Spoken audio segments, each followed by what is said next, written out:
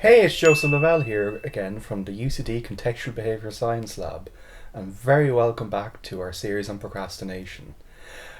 I just want to start off with a really quick thank you today for everyone who's been liking and subscribing and watching the videos, and we have a very special gift for you all. The gift is more videos. It's more videos. I also want to say a really quick little thank you to Alison, who's been doing all these amazing things out of shot. You haven't seen her yet, but she's been editing these videos together, giving great direction, and doing a whole lot of things that, as far as I'm concerned, are just sorcery. We have found the witch! May we burn her? No, absolutely not. We can't burn her. She's much too important. Right, stop that. Silly. In today's video, we're going to be looking at this little thing the mind does when we take a step outside the comfort zone. A little something called reason giving. So you might remember in one of our earlier videos, I gave the example of the paper I'm working on. And my mind starts throwing up thoughts like, I'm not good enough, I'm going to fail, my paper will never be published. And they're all kind of reasons for me not to work on that paper. And this is a little something that the mind does, as I say, when we take just that little step outside the comfort zone. Just something to kind of keep us safe and to push us back into that safety of the comfort zone. So over the next couple of minutes, we're going to be looking a little bit more at reason giving and the type of reasons thrown up by your mind.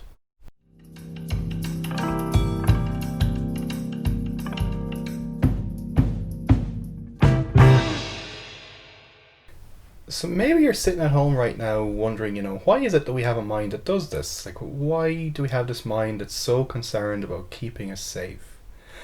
And to kind of answer that, I have to sort of step back to our earliest ancestors. And for them, it was actually really advantageous to have a mind that was, a little bit anxious, a little bit worrisome, a mind that was really concerned with keeping us safe. Because if you were someone more inclined to take a risk or to be maybe a bit more curious at this time, that tended not to work out so well for you. So over time, we get this mind that works really hard on keeping us safe, and that throws up reason after reason after reason not to engage in certain behaviours. Even when, this sort of concern for safety and doing what matters for us will come into conflict. So as I say, this mind is all about keeping us safe, and it becomes a little bit of a reason-giving machine, and it's highly and finely tuned at doing this.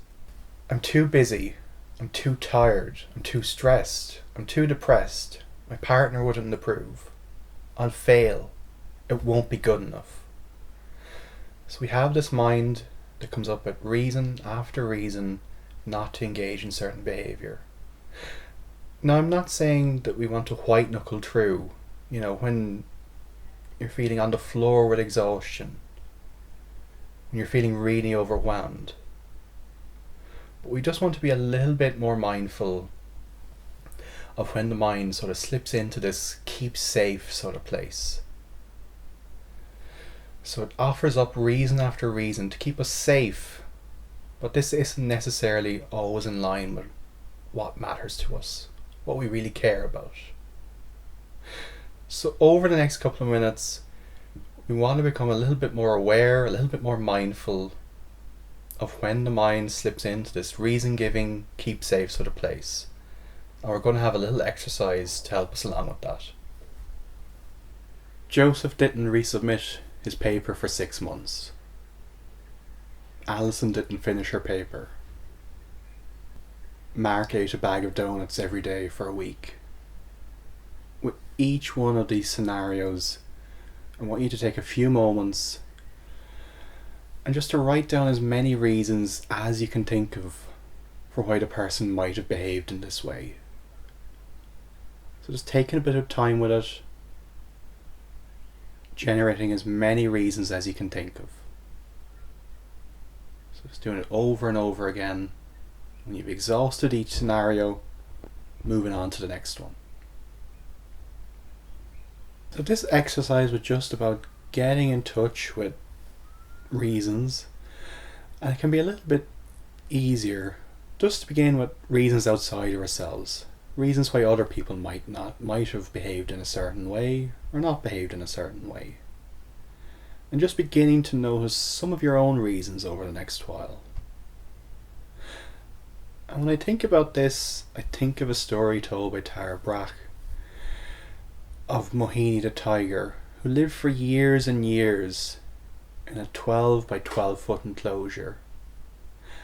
And when Mohini was introduced into a much larger, more expansive, much greater space, Mohini still lived in a 12 by 12 square, living, pacing, walking within that space until the grass beneath Mohini had worn away.